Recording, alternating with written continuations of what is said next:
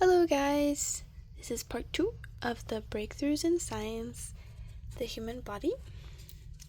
So let's start. Last time we only read chapter 1.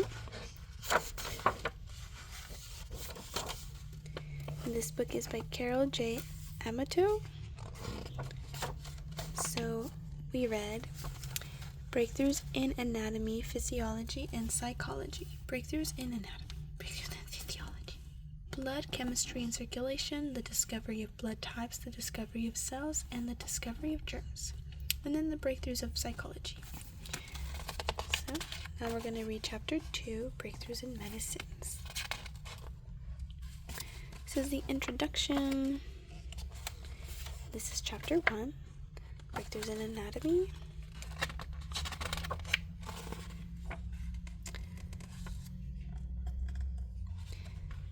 Pretty cool stuff. Well, I think they're pretty cool. The illustrations are also very interesting. I feel like they're not all exactly like the same form, I guess. I don't really know. But they're all very similar. It is the same artist, I believe, so. Alright, here's chapter 2, breakthroughs in medicine. Alright, the art of healing has been practiced since prehistoric times. Our early ancestors understood much about medicine. The ancient Chinese, for example, gathered a great deal of knowledge about drugs used for healing. Emperor Shennong, China's first physician, who lived 5,000 years ago, prescribed ephedrine, a drug made from a local plant as a hay fever and asthma medication. It is still used today. The ancient Jews recognized that certain foods cause illness, and they banned the foods that made people sick. They also kept sick and well people apart, thus becoming the first to invent ways to prevent the spread of disease. Okay. And I think there's a little fun fact on the side here. This 19th century pharmacy canton has a typical open front. The Chinese have long been experts in the art of healing and have used drugs as medicine for over 5,000 years. Wow, that's actually really, really cool when you think about it. 5,000 years is a really long time. Here's a picture. Alright.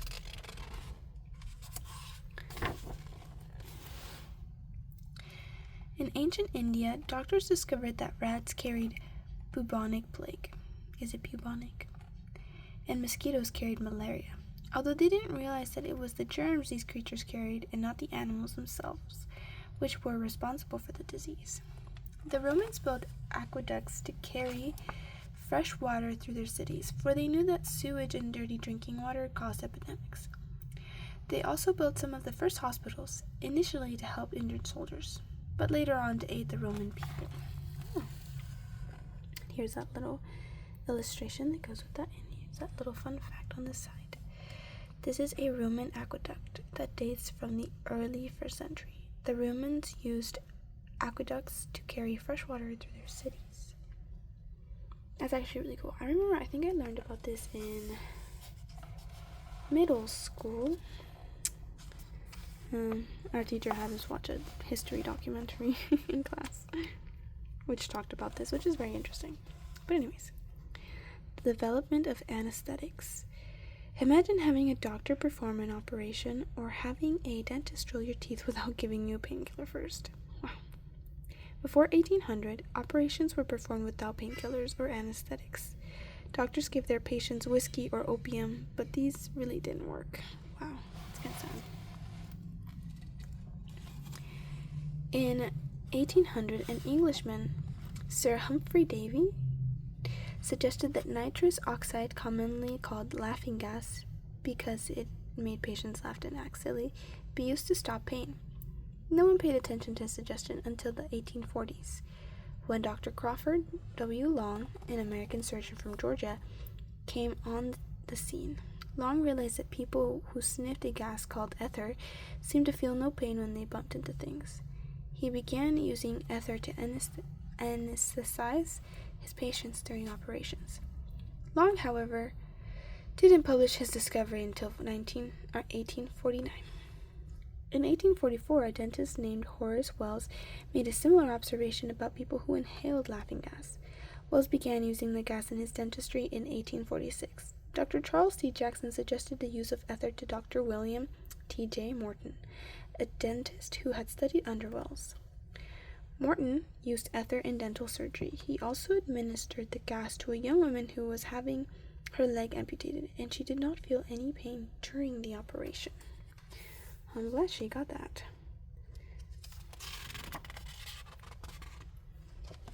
All right. In 1847, Sir James Simpson, a Scottish doctor, first used another gas, chloroform, as an anesthetic. These experiments made the use of ether, laughing gas, and chloroform popular in the United States and throughout Europe. Anesthetics made many kinds of painful but necessary surgeries possible. Yeah, definitely. The discovery of insulin. There are dozens of organs in the body called glands, which make and distribute chemicals the body requires. Diabetes is a disease in which the pancreas, a large gland located behind the lower part of the stomach, cannot properly convert sugar into energy. Too much sugar builds up in the blood and can cause kidney and heart disease, blindness, and even death. Wow, I did not know it could cause blindness.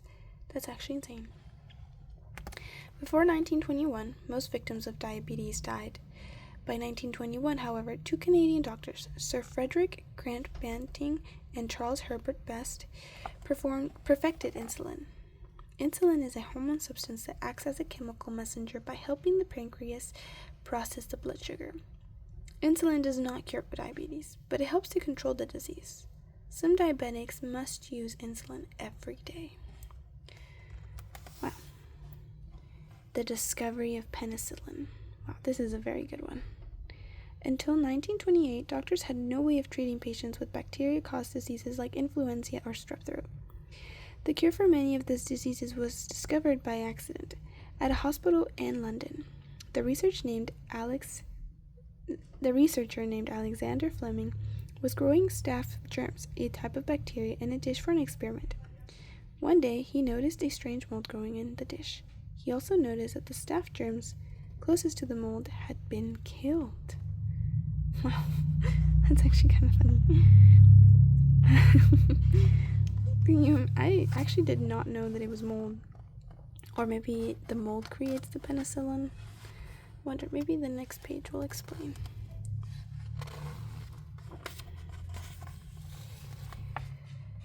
Fleming discovered that the mold was part of the penicillin family.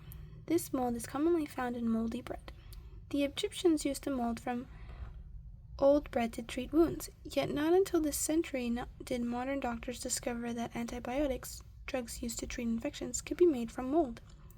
Fleming separated the mold that killed the staph germs and named it penicillin. Penicillin was produced for widespread use by 1944. This substance launched the era of antibiotics. Wow. So I guess it's the mold itself, maybe? Although penicillin was considered the new miracle drug, it couldn't cure certain kinds of infections. In New Jersey, a Rutgers University dentist, Dr. Silman, a Waxman, discovered a microbe, Streptomyces in some dirt. Many years later, he discovered this microbe again. He called the new antibiotic he developed from the microbe streptomycin. Unlike penicillin, streptomycin proved very effective against tuberculosis and urinary tract infections. Since then, a wide variety of antibiotics have been developed to treat many different infections. Oh. I don't think I've heard of that one yet, or before. I guess maybe it's just not a big name like penicillin. I mean, maybe it is. I don't know. The discovery of radium. Madame Marie Curie was a Polish refugee who, along with her French husband, Pierre Curie, set out to isolate the radioactive elements in the mineral pitchblende. They chose pitchblende because they found that it was more radioactive than any other substance they had studied. In 1898, after years of exhaustive work, Marie Curie discovered two elements, one which she named polonium. after her native country, Poland, and the other radium. This discovery of radium is significant because it gives off a powerful ray that is able to help in destroying cancerous cells. Radium was used to treat cancer until a metal substance called cobalt-60 was found to be more effective. Work on cancer-destroying rays didn't stop with Marie and Pierre Curie. Their daughter Irene, her husband Frederick Joliot, carried on Curie's work, playing a vital role in the discovery of radioactive isotopes, elements which have similar chemical properties but differ in behavior. The discovery of radium earned Marie and Pierre Curie a Nobel Prize for Physics in 1903. Totally deserved. The discovery of vaccines. In past centuries, measles and many other diseases caused by bacteria were fatal. Sometimes whole families were wiped out by these epidemics. Measles, which often strikes children but can also infect adults, causes high fever and red spots all over the body. John F. Enders, who received the Nobel Prize for Medicine in 1954, produced the measles vaccine in 1962. Almost everyone has received a vaccine, the shot in the arm or leg that helps the body fight off these once deadly diseases. Diphtheria is a disease that causes false membrane to form in the air passages, characterized by high fever and inflammation of the heart. This disease can be fatal. The diphtheria virus was discovered in 1884 by a German bacteriologist named Frederick Loeffler, 1853 through 1915, in 1894. In 1894, Emil von Behring, 1854 through 1917, another German bacteriologist, produced a vaccine against the dreaded disease. Max Thieler won the Nobel Prize for discovering a vaccine for yellow fever, transmitted by the bite of a mosquito. Yellow fever causes jaundice, a liver disease that turns the skin yellow, vomiting, and collapse of the liver. It's kind of scary. Despite these breakthroughs in medicine, many people still suffer from these diseases because they are unaware of the available vaccines. This lack of knowledge has prevented these diseases from being completely eliminated, and that is quite sad. Alright. The smallpox vaccine. The dreaded smallpox disease affected some 60 million people throughout Europe during the 18th century. Many people who caught smallpox died. These who did not die were blinded or badly scarred from the rash the disease produced. In the early 1700s, an English woman, Lady Mary Wortley Montagu, saw Turkish people giving inoculations consisting of fluid taken from smallpox wort to their children, suggesting this treatment of the disease in her own country. She and her children were among the first of thousands in England to be so injected. This method was risky. However, for the patient could get too strong of a dose of the smallpox fluid and die. In England, in 1796, Dr. Edward Jenner learned that farmers who were touching infected cows and contracting cowpox, a milder form of smallpox. Once they recovered from the cowpox, the farmers seemed immune to smallpox. Jenner tested his theories and discovered the vaccine for smallpox. Nearly 200 years had passed before enough people were vaccinated so the disease could be wiped out. Polio vaccine. They're all pretty cool, but this one's really cool.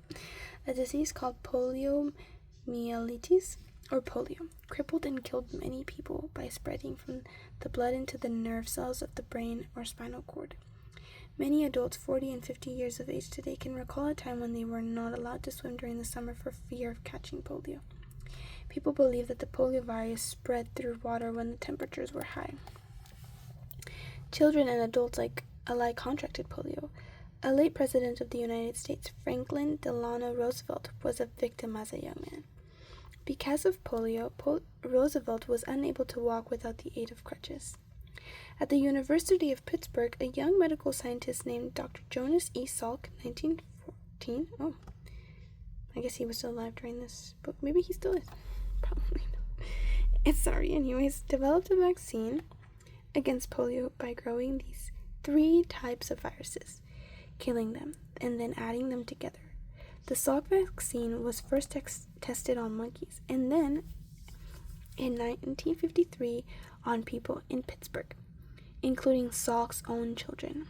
It then began to be manufactured by 5 drug companies. In 1954, 440,000 children in the United States received injections of the Salk vaccine. By 1955, the world realized that polio had been conquered, and that, I bet, was a really huge win, and it still is. Oh, I believe this is the picture of the cover. Let's see. Oh, yeah, it is. Alright, here's more. In 1960, Dr. Albert Sabin developed an oral form of the polio vaccine. The vaccine was coated in the outside with a sugar cube. Children no longer had to have shots to be safe from polio. And the oral vaccine offered longer lasting protection. Wow, I don't think I had the sugar one, which is kind of sad. I had the injection, and it actually left a scar, which is fine because, you don't have to be afraid of polio. So it's good.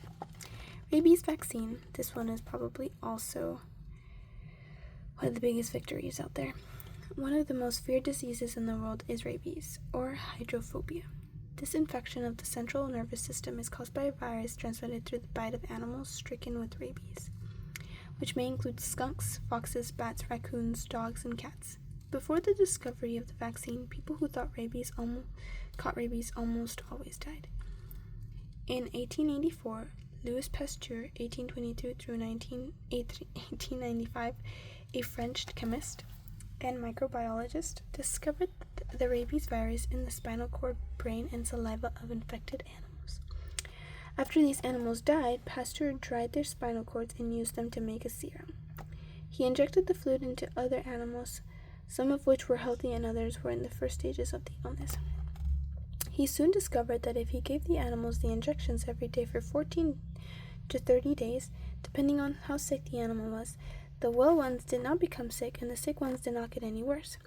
In fact, they eventually recovered. Had he discovered a cure for rabies?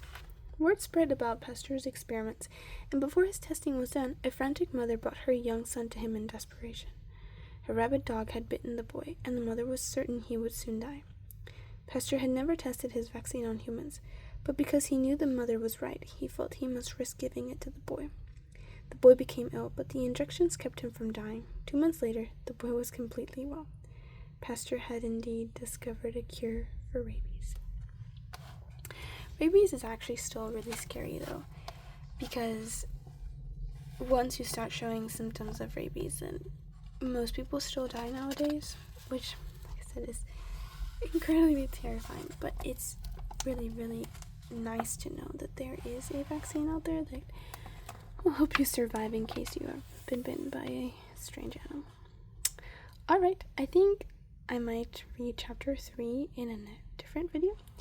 I really hope you guys enjoyed part 2 of reading these, what is it called again? Breakthroughs in Science, the Human Body. Alright, well, I'll see you all next time. Bye-bye.